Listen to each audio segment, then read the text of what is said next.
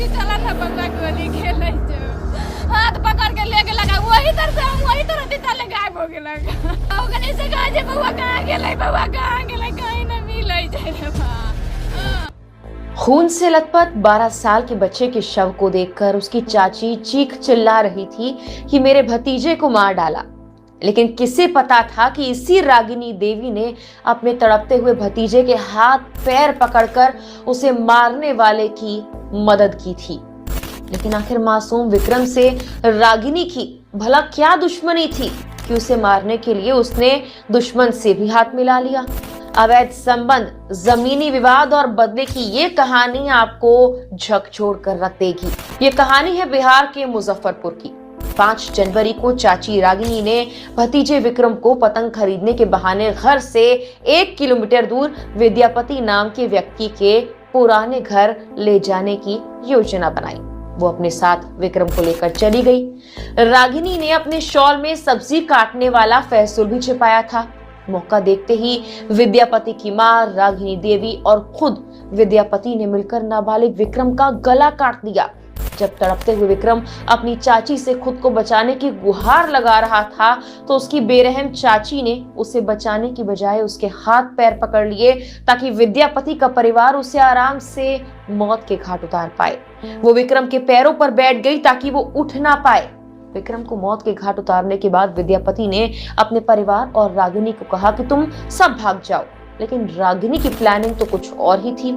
रागिनी बोली, मैं भागी तो सबको शक हो जाएगा, मैं वापस घर चली जाती हूँ, किसी को कुछ पता नहीं लगेगा। और बस फिर वो घर आ गई जैसे कुछ हुआ ही ना हो। उधर रविवार की दोपहर 2 बजे का वक्त था। विक्रम के पिता फेरी करके वापस आए।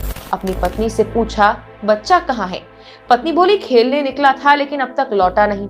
इसके बाद विक्रम के पिता उसे खोजने लगे। पूछताछ के दौरान ही एक लड़के ने बताया, विक्रम तो विद्यापति अंकल के घर के पास देखा था। पिता सुशील को लगा कि विक्रम विद्यापति के घर सो गया होगा।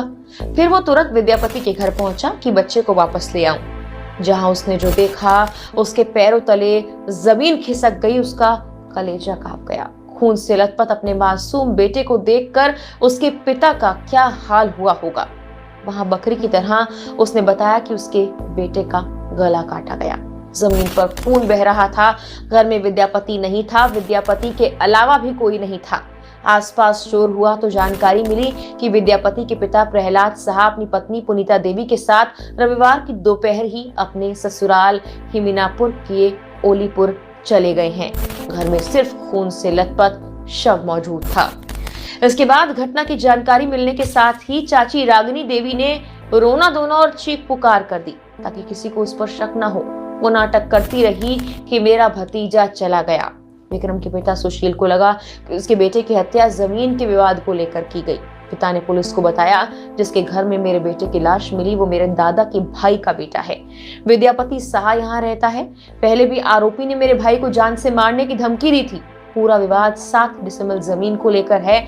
मैंने पहले भी पुलिस से शिकायत की थी, लेकिन पैसे के बल पर उसने पुलिस को मैनेज कर लिया था। लेकिन इस कांड की असली मास्टरमाइंड चाची रागिनी पर तब तक किसी को शक नहीं हुआ जब तक विद्यापति और उसकी मां पुनीता पुलिस के हत्थे नहीं चढ़े।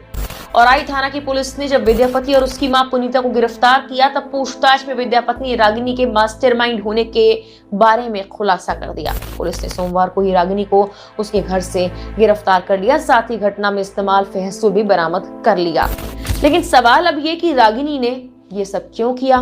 दरअसल 12 साल के विक्रम के पिता के 2 और भाई हैं। रागिनी देवी की शादी दूसरे नंबर वाले भाई अनरजीत से हुई थी। शादी के कुछ दिन बाद ही रागिनी का प्रेम प्रसंग सबसे छोटे भाई रंजीत से शुरू हो गया था। विक्रम के पिता सुशील को ये बात पता लग गई। उन्हें यह मंजूर नहीं था। इस वजह से सुशील ने करीब 4 साल पहले छोटे भाई रंजीत को पढ़ने दिल्ली भेज दिया। सुशील ने बोला कि जब तक तुम्हारी शादी की बात तय नहीं हो जाती तब तक घर मत आना। रागिनी इससे नाराज थी। वो शुरू से ही सुशील से बदला लेना चाहती थी। रागिनी अपने देवर से बहुत प्यार करती थी। उसने विक्रम के पिता से बदला लेने की पूरी प्लानिंग कर दी थी, बस मौके का इंतजार कर रही थी। आरोपी विद्यापति का सुशील से खानदानी जमीन को लेकर लंबे वक्त से विवाद चल रहा था। अब उसे मौका मिल गया।